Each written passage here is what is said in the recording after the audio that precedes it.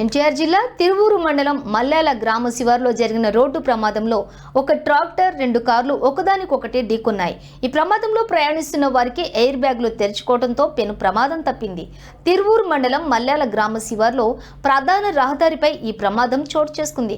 రోడ్డుపై ముందు వెళుతున్న ఒక బస్సును క్రాస్ చేయడానికి ఒక కారు ప్రయత్నిస్తున్న సమయంలో పొలంలో నుండి ఒక్కసారిగా ఒక ట్రాక్టర్ రోడ్డుపైకి రావడంతో అదుపు తప్పిన మొదటి కారు వేగంగా ఆ ట్రాక్టర్ను ఢీకొట్టింది.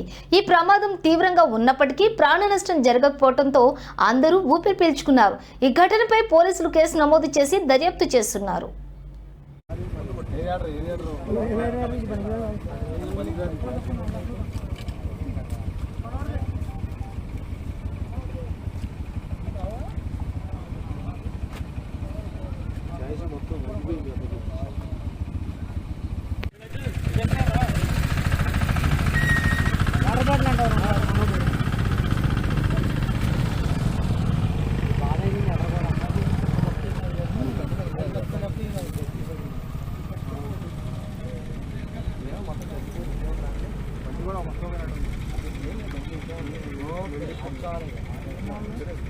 మొత్తం